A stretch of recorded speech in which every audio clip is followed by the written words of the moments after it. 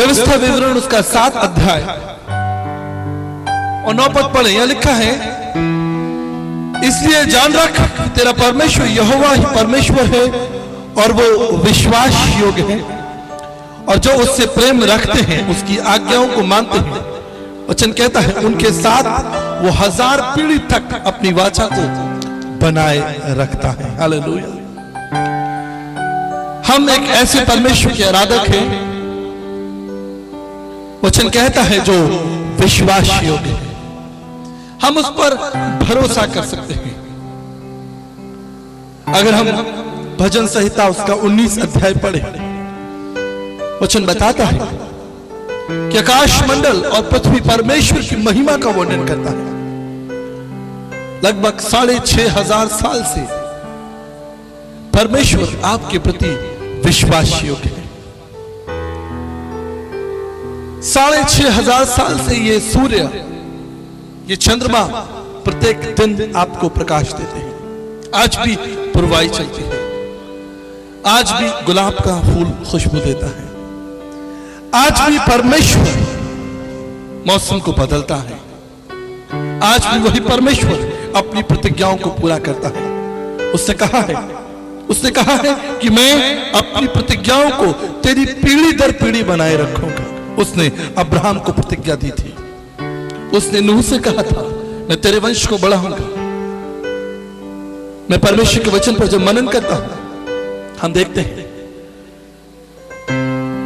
जब परमेश्वर का वचन नूह के पास में आया,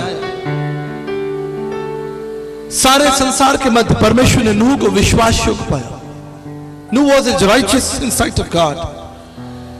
आज भी वही परमेश्वर जब पृथ्वी पर दृष्टि कर रहा है, वो विश्वास योग्य लोगों को ढूंढ रहा है। संसार बुद्धिमान लोगों को ढूंढ रहा है। कौन बुद्धिमान है जिसे बड़ा पद दिया जाए? कौन शक्तिशाली है जिसे प्रधानताएं दी जाए, जिनके हाथों में देश का संचालन हो? संसार बुद्धिमान और ताकत लोगों को ढूंढ रहा है, लेकिन परमेश्वर भोले और विश्वास योग्य लोगों को ढूंढ रहा है, जिनके द्वारा वो अपनी महिमा को प्रकट करना चाहता है। मेरे प्रियो, जब आप इस स्थान पर बैठे हैं, मैं परमेश्वर की एक प्रतिज्ञा आपको स्मरण दिलाना चाहता हूं। 2 तिमुथियुस उसका 2 अध्याय 13 पद में लिखा है, परमेश्वर विश्वास योग्य है और तभी जब हम अविश्वासी हैं। वो परमेश्वर तब भी विश्वास योग्य है जब हम अविश्वासी हैं। उसकी प्रतिज्ञा सदा काल के लिए है, हम उस पर भरोसा कर सकते हैं। वो हमारा विश्वास योग्य परमेश्वर है। जो विश्वास करेगा वो परमेश्वर की महिमा को देखेगा, और जितना आप परमेश्वर की महिमा को देखेंगे उतना आप उस परमेश्वर पर विश्वास कर सकते हैं। मेरे प्रियो, मैं आपको यकीन दिलाना चाहता हूं, वो परमेश्वर इस वक्त हमारे मध्य में है। परमेश्वर हमारे मध्य में है। उसने कहा है जहां कहीं मेरे नाम से 2 या 3 इकट्ठे होंगे, मैं उनके बीच में होऊंगा। वो फेथफुल परमेश्वर है। He is a faithful God. हम वचन को देखेंगे। अगर आप नीति वचन उसका 28 अध्याय और 20 पद पढ़ेंगे, लिखा है नीति वचन 28 अध्याय और 20 पद में लिखा है, विश्वासी धर्मी जो आशीषित होंगे। उसने आपको आशीषित होने के लिए बुलाया है। हो सकता है संसार के दृष्टिकोण में आशीष भौतिक चीजें हो, धन हो और तमाम संसार की भौतिक चीजें, लेकिन परमेश्वर की दृष्टि में आशीष परमेश्वर की संगति है। मुझे एक कहानी याद आती है। ये कहानी एक छोटे बच्चे की है जो दूर शहर में एक हॉस्टल में रहा करता था। एक दिन जब उसका बर्थडे आया, जन्मदिन आया, उसके माता पिता ने उसके स्कूल में फोन किया और कहा आज हमारे बेटे का जन्मदिन है, इसलिए आप स्कूल में एक बड़ी पार्टी रखें और हम आपको कुछ धन भेज रहे हैं, पैसा भेज रहे हैं, ताकि आप उस धन से उसके लिए बहुत सारी चीजों को खरीद सकें। शाम का समय था। एक बड़ा आयोजन रखा गया। तमाम स्कूल के बच्चे, टीचर्स सब इकट्ठा हुए। जिसका जन्मदिन था उसे बुलाया गया, उसे नए कपड़े पहनाए गए। उस हॉल में तमाम प्रकार का भोजन और तमाम प्रकार की सुख सुविधाएं और तमाम भौतिक चीजें थी। जब वो वहां आया, उसने सब कुछ ध्यान से देखा। उसने उन उपहारों को, उन गिफ्ट्स को देखा, उसने उस सुंदर भोजन को देखा, लोगों को देखा और तमाम भौतिकता को देखा, लेकिन रोने लगा। उसने कहा, मुझे ये सब कुछ नहीं चाहिए, मुझे मेरे पिताजी चाहिए, मेरे पिताजी। मैं चाहता हूं कि मेरे पिता मुझे गोद में उठाएं, मैं चाहता हूं कि वो मुझे प्यार करें। मेरे प्रियो, आज संसार में बहुत से लोग हैं जो परमेश्वर के पास आना तो चाहते हैं, लेकिन परमेश्वर से भौतिक बातों की उम्मीद रखते हैं। लेकिन परमेश्वर हमसे एक संगति की उम्मीद रखता है। हम हमेशा एक गीत गाते हैं, मैं मांगने कुछ नहीं आया, लेकिन बात करने आया हूं। आज आप क्यों आए हैं? क्या उम्मीद है, क्या विश्वास है? हम परमेश्वर से क्या चाहते हैं? अगर आप उत्पत्ति की पुस्तक उसका पहला अध्याय और 26 पद पढ़ेंगे, वहां लिखा है, परमेश्वर ने हमें अपनी समानता में बनाया है। परमेश्वर ने हमें अपनी समानता में बनाया है। हम परमेश्वर से उम्मीद कर सकते हैं, हम परमेश्वर से अपेक्षा कर सकते हैं, मांग सकते हैं। बिल्कुल ऐसे ही परमेश्वर आपसे उम्मीद कर सकता है, परमेश्वर आपसे मांग सकता है। वो आपका समय चाहता है, वो आपसे बातें करना चाहता है, वो आपके साथ बैठना चाहता है। वचन बताता है, आदम की वाटिका में परमेश्वर आदम और हव्वा से मिलने आया करते थे। आज वही परमेश्वर जिसने संसार को बनाया है, जिसने सूर्य को बनाया है, जिसने तारों को बनाया है, जिसने ब्रह्मांड को रचा है, वो आपके साथ संगति करना चाहता है। जब हम छोटे थे, हमें एक बात बताई गई थी, हमसे कहा गया था कि हम परमेश्वर के बगैर नहीं रह सकते। We cannot live without God। हम परमेश्वर के बगैर नहीं रह सकते। लेकिन मैं आपको एक बात बताकर उत्साहित करना चाहता हूं, मैं एक बात बताकर आपको इनकरेज करना चाहता हूं।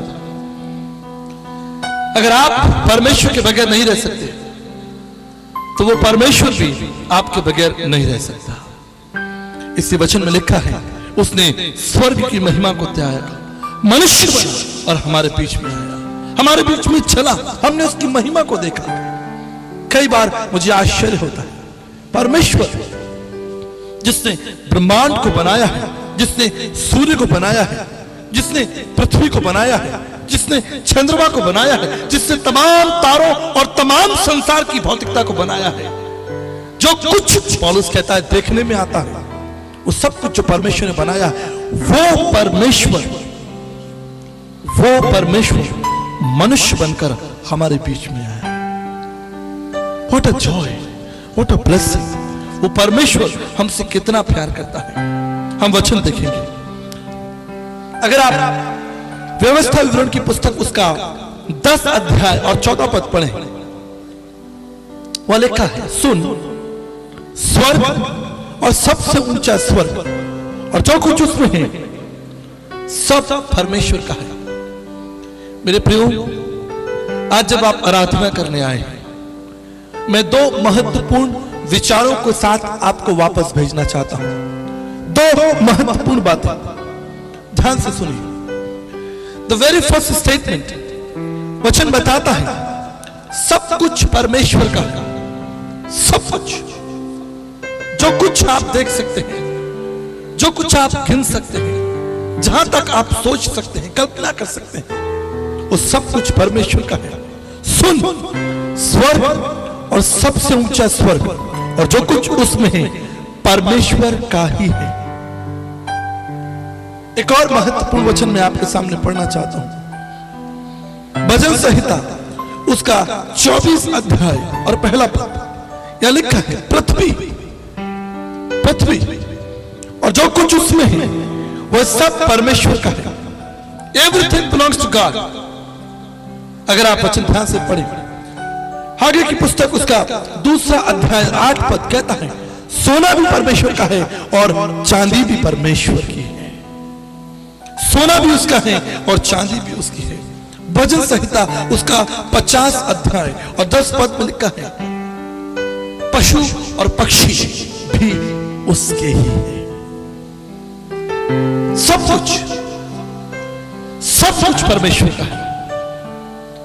तो फिर हमारा क्या है? मनन कीजिए, उस परमेश्वर पर मनन कीजिए।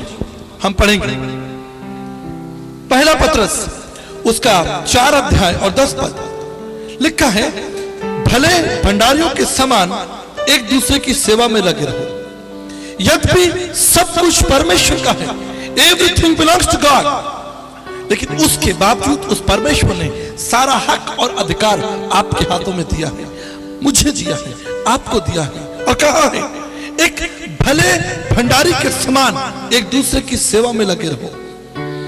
आज संसार दौड़ रहा, एक दिशा है, एक के पीछे एक लोग चले जा रहे हैं। कहां जा रहे हैं नहीं मालूम, क्या चाहते हैं नहीं मालूम। कई बार लोग परमेश्वर की आराधना करने भी आते हैं, लेकिन प्रश्न है वो परमेश्वर जिसकी आराधना आप करने आए हैं, क्या आप उसे जानते हैं? एक बार एक छोटी बच्ची अपने घर के आंगन में नाच रही थी, एक फिल्मी गीत पर। किसी ने कहा, बेटी तू बहुत अच्छा नाचती है, लेकिन एक बात बता, तेरे पास तो लाल दुपट्टा है ही नहीं। शर्मा गए, डर कर अंदर भाग गए। मेरे प्रियो, जब आप परमेश्वर की आराधना करने आए हैं और जब आप यहां से परमेश्वर की आराधना कर कर जाएंगे, लोग आपसे प्रश्न पूछेंगे, जिस परमेश्वर की आराधना करके आए हो वो कहां है? क्या कहेंगे? वो परमेश्वर कहां है जिसके तुम गीत गाते हो? वो परमेश्वर कहां है जिसकी तुम भक्ति करते हो? वो परमेश्वर कहां है? क्या हम देख सकते हैं? हम उसे कैसे दिखाएंगे? वचन कहता है वो परमेश्वर हम में रहना चाहता है, वो अपना मंदिर बनाना चाहता है। He wants to dwell in us। वो हमारे साथ साथ चलना चाहता है। हम गुलाब की खुशबू को कैसे पहचानते हैं? हम गुलाब के फूल को कैसे पहचानते हैं? हम जानते हैं ये गुलाब का फूल है, इसमें गुलाब की खुशबू है। अगर कोई कहे परमेश्वर कहां है? आज हजारों लोग परमेश्वर की आराधना करते हैं, लेकिन जीवन में परिवर्तन नहीं है, जीवन में परिवर्तन नहीं है। हम वचन देखेंगे, पहला कुरिन्थियों उसका 10 अध्याय 24 पद। वचन कहता है कोई अपनी ही नहीं वरन दूसरे की भी भलाई करे। इस बात के द्वारा हम परमेश्वर को अपने जीवन से प्रकट कर सकते हैं। हम केवल अपनी भलाई के विषय में नहीं, लेकिन दूसरों की सेवा के द्वारा परमेश्वर को अपने जीवन से प्रकट कर सकते हैं। मेरे पास कई बार लोग प्रार्थना कराने के लिए आते हैं, पास्टर जी हमारे लिए प्रार्थना कर दीजिए, प्रार्थना कर दीजिए। मेरे प्रियो, लेकिन मैं एक प्रश्न आपसे पूछना चाहता हूं, एक प्रश्न आपसे पूछना चाहता हूं। जिस परमेश्वर के नाम से हम प्रार्थना कर रहे हैं, क्या आप उस परमेश्वर को जानते हैं? क्या वो परमेश्वर आपके जीवन में है? एक प्रश्न अपने आप से पूछिए, एक प्रश्न अपने आप से पूछिए, अपना मूल्यांकन कीजिए, अपने आप से प्रश्न पूछिए, क्या मैं परमेश्वर को जानता हूं? क्या उस परमेश्वर के साथ मेरा एक रिश्ता है? क्या मैं उस परमेश्वर के साथ चलता हूं? बाइबल बताती है, वचन बताता है कि परमेश्वर नूहा के साथ साथ चलता था, परमेश्वर यूसुफ के साथ साथ चलता था। क्या आज मैं और आप इस बात को कह सकते हैं कि परमेश्वर हमारे साथ चलता है? क्या हम इस बात को अनुभव कर सकते हैं कि वो परमेश्वर हमारे साथ साथ चलता है? हम यूसुफ के विषय में जानते हैं, वचन बताता है कई सताव और पीड़ाओं के बाद दुख उठाकर वो चलता रहा। उसके भाइयों ने उसे बेच दिया, उसे गड्ढे में डाला गया, उससे दुख उठाया, पीड़ा सही, भूख और प्यास सही, यहां तक कि उसे जेल में डाल दिया गया, उसके साथ अत्याचार हुआ। लेकिन वचन कहता है वहां भी परमेश्वर उसके साथ था, परमेश्वर उसके साथ था। जब अय्यूब के ऊपर सताव आया, दुख और पीड़ा आई, अय्यूब की पत्नी ने कहा, अगर आप अय्यूब की पुस्तक उसका 2 अध्याय 9 और 10 पद पढ़ेंगे, उसकी पत्नी ने कहा अब तू परमेश्वर को त्याग दे और उसे श्राप दे और मर जा, तू परमेश्वर को त्याग दे, छोड़ दे। उसने कहा तू मूर्ख स्त्रियों के समान बातें करती है, तू मूर्ख स्त्रियों के समान बातें करती है। मेरे प्रियो, दुख उठाकर, संकट और तकलीफ उठाकर हम परमेश्वर के आराधक हैं। पीड़ाओं से हमारा संबंध है, दुख और समस्याओं से हमारा रहता है। जब आप यहां बैठे हैं, मैं जानता हूं आप दुख उठाकर आए हैं, आप पीड़ा सह कर आए हैं, लेकिन मैं आपको यकीन दिलाना चाहता हूं वो परमेश्वर आपसे प्रेम करता है। जब पतरस और यूहन्ना जेल में थे, जब पौलुस जेल में था, वचन कहता है कि परमेश्वर की उपस्थिति उनके साथ थी, परमेश्वर उनके साथ चलता था। क्या आज मैं और आप इस बात को कह सकते हैं? हम इस बात को अनुभव कर सकते हैं कि परमेश्वर हमारे साथ है? पूछिए, अपने आप से प्रश्न पूछिए। सुन, स्वर्ग और सबसे ऊंचा स्वर्ग और जो कुछ उसमें है सब परमेश्वर का है। कितना महान, कितना अद्भुत परमेश्वर जिसने सब कुछ बनाया है, वो हमारे साथ चलना चाहता है। वो आपके घर में रहना चाहता है, वो आपसे बातें करना चाहता है। वचन कहता है, चाहे तुम नदियों में होकर जाओ, चाहे तुम पहाड़ से, मैं तुम्हारे साथ चलूंगा। माई presence will come with you. मैं तुम्हारे साथ साथ चलूंगा, मैं तुम्हें कभी नहीं त्यागूंगा। मैं तुम पर अपनी वाचा को बनाए रखूंगा। मैं 1000 पीढ़ी तक मेरे प्रियो, हम तो मनुष्य हैं। हम केवल 1 पीढ़ी, 2 पीढ़ी या 3 पीढ़ी या 4 पीढ़ी के विषय में सोच सकते हैं, लेकिन वचन कहता है, बाइबल कहती है, मैं 1000 पीढ़ियों तक, शायद हम तो कल्पना भी नहीं कर सकते। मेरी वाचा युगानुयुग के लिए है। मैं 2 महत्वपूर्ण बातें आपके सामने रखना चाहता हूं। सब कुछ परमेश्वर का है, लेकिन फिर भी परमेश्वर ने हमें अधिकार दिया है। अदन की वाटिका में जब परमेश्वर ने मनुष्य को बनाया था, वचन कहता है, प्रत्येक दिन यहोवा परमेश्वर आदम से मिलने के लिए आता था। हालेलुया। यहोवा परमेश्वर आदम से मिलने के लिए आता था। एक बड़ी अच्छी संगति होती थी, एक बड़ा अच्छा माहौल होता था। कितना आनंद होगा, सृष्टिकर्ता परमेश्वर अपनी सृष्टि के साथ बैठा है, बातें कर रहा है। कितना अद्भुत संगम होगा। लेकिन एक दिन क्या हुआ? अगर आप वचन पढ़ेंगे, अगर आप पवित्र शास्त्र बाइबल पढ़ें, वचन कहता है, एक दिन वही यहोवा परमेश्वर, उत्पत्ति की पुस्तक उसका 3रा अध्याय और उसके 8वें पद से लिखा है, वही यहोवा परमेश्वर जब आदम और हव्वा से मिलने के लिए आया, वो परमेश्वर की उपस्थिति से छिप गए, डर गए और पाप इस संसार में आ गया। ये परमेश्वर की इच्छा नहीं थी। मेरे प्रियो, परमेश्वर आपके साथ संगति करना चाहता है, लेकिन पाप, पीड़ाएं, दुष्टता, वचन कहता है कि परमेश्वर दुष्ट से घृणा करता है, वो पाप से नफरत करता है। लेकिन कई बार हमारे जीवन में परिवर्तन नहीं। हम कैसे उस परमेश्वर के साथ चल सकते हैं? वो हमारे साथ बने रहना चाहता है। He wants to walk with you. वो आपके साथ साथ चलना चाहता है। पिछले दिनों एक बहन मेरे पास में आई। उसने कहा, पास्टर जी, मैं चाहती हूं कि आप मेरे लिए प्रार्थना करें। मैंने कहा, बहन, मैं कैसे आपके लिए प्रार्थना कर सकता हूं? बस मेरे भविष्य के लिए प्रार्थना करें, मेरे भविष्य के लिए प्रार्थना करें।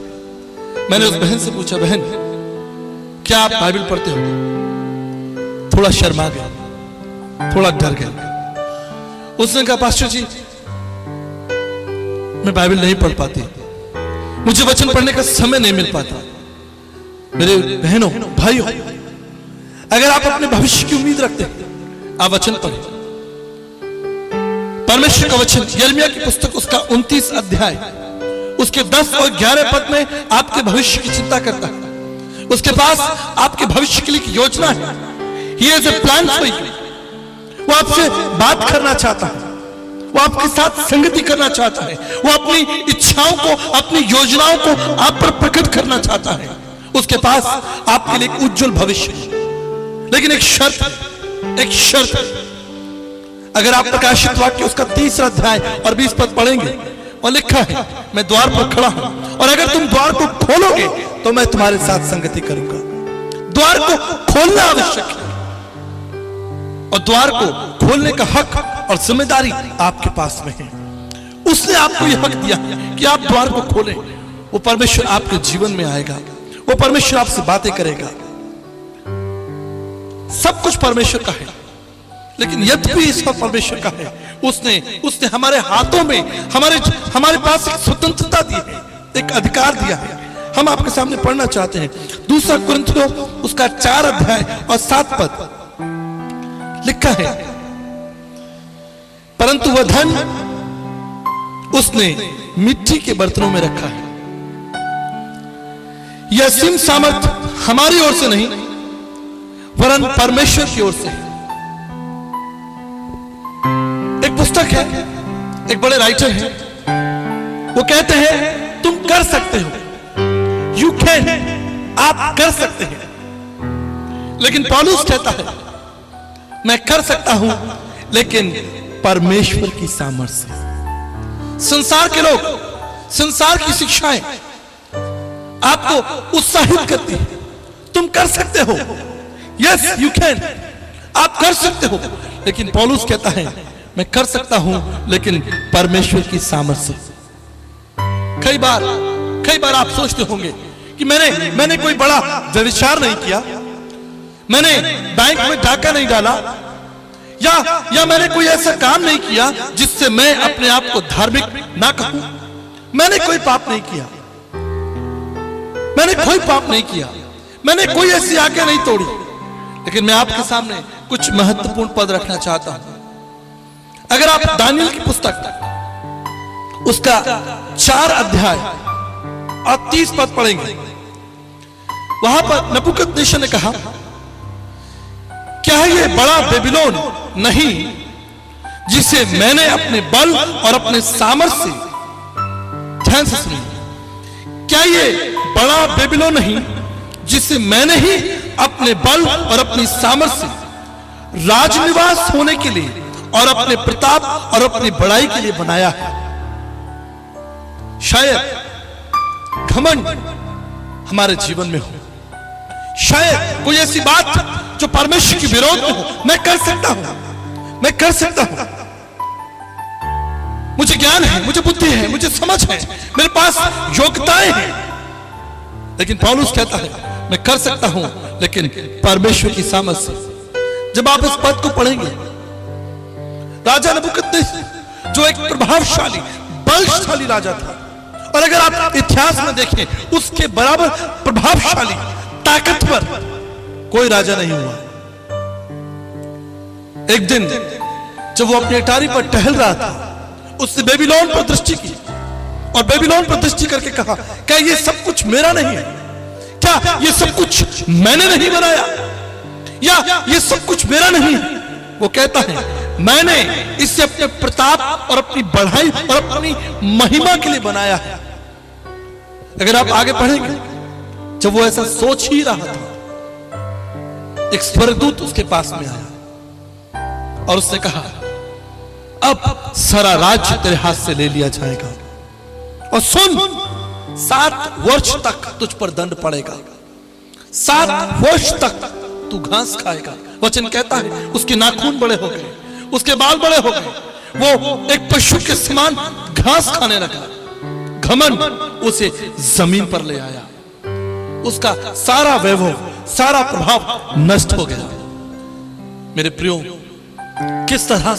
किस तरह से एक छोटी लोमड़ी दाख की बारी को नष्ट करती है। मैं तो अच्छा हूं, मैं तो बेहतर हूं, मैंने कुछ नहीं किया, लेकिन परमेश्वर का वचन हमारे लिए एक पैमाना है।